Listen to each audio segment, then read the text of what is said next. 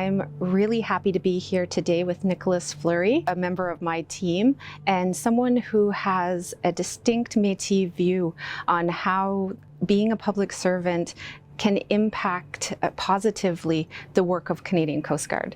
And I'd like to hear a lot more about that, Nick. I was personally born in Thompson, Manitoba, which is quite far north. I moved quite far south when I was about 4 years old. And we all often visited a town named Minnedosa, and that's where my grandparents live. My grandparents built that house in Minnedosa. That was a very small house, and it was often filled with a lot of people. I think that says something about the lack of land that my family was provided. But at the same time, it didn't take away from the fact that we all still knew we were family, and we all still knew that we wanted to be together nonetheless and celebrate. You and I have discussed what it is to work in a uniformed environment, and I have been in uniformed departments my entire public service career, and to my mind, I've supported those uniforms every day, although I've never worn one. Do you want to talk to me a little bit about that? It's definitely a question that hits very close to home. Both of my parents are RCMP members. My grandmother was a corrections officer in Manitoba, and some of my grandfather's relatives actually served in Canada's Expeditionary Force during World War I. So the uniform is definitely very close to home, but I think what it really represents to me is the idea that we need to work between our uniformed institutions and our Indigenous people in Canada. And I say our Indigenous people in Canada because I personally am Métis, and Nicole being First Nations, we often will use that language, but it may not always be appropriate, right? I think it's incredibly important that the respect be shown for the uniform as well, but at the same time, there needs to be a positive relationship to have that respect, right?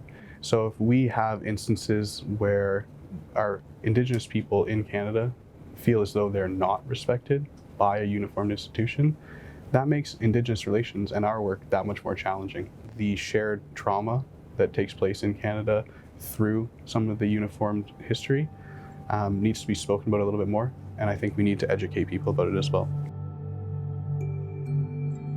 Throughout the 1940s and 1950s, my grandfather describes many run-ins with the RCMP. He describes not being allowed to have deer. It was deemed illegal. So if you had deer, the RCMP would break into your house and they would take the deer from you, and you weren't allowed to feed yourself or your family. He jokes that they often didn't find any because they hid it, and it was not always nice, but it was what they had to do. And he goes so far as to describe a story as well where he finds a puppy. And he always really liked having puppies. I think a lot of people do. There's a joy in that, a very special joy.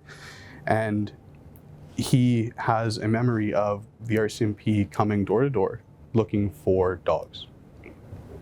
And at the time, these dogs are being deemed to be dangerous. They're disease-ridden, and it's illegal to own them. So he hides the puppy the first time. And the second time, the RCMP officers show up at the door, and they didn't hear them. There was a storm that night, and they couldn't hear the skidoos coming. And two officers in buffalo coats burst through the door. And he describes his puppy barking, almost as if to say, "Help me, save me." And then it knew that it was in trouble. And one of the officers proceeds to take the puppy, hold it down underneath the rudders of the skidoo, and drive over top of its head. So as a small boy, that's what he had lived with, and he witnessed. And as a Métis elder, he used to sing a song, "The Little Brown Dog," that I can only imagine he wrote with his mother as she used to sing it to him, to try to remember that story in a little bit of a more positive light. But it's stories like these that I think they go untold. I think they're heavily traumatic. You know, it's hard to sit and talk about today. And yet, without them, we're, just that much less educated, that much less aware. And I think it makes all the difference when it comes to Indigenous relations to understand that it's not just about, a title or perhaps even land, perhaps money. It has a lot to do with rectifying the feelings and the trauma and the emotional damage that took place as well. I really want to take this opportunity to thank you for journeying with me and for being able to share what I know is really important history and thoughts. And I'll invite you to give us your last words.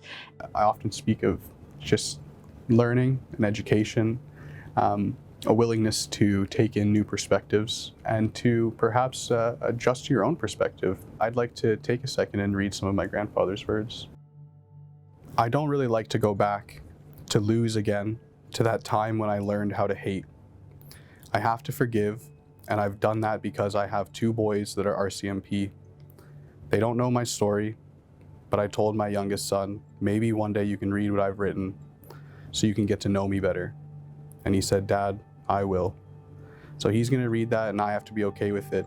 He needs to know about it, because there is nothing worse than leaving the worst behind for your kids to find out later after you are gone.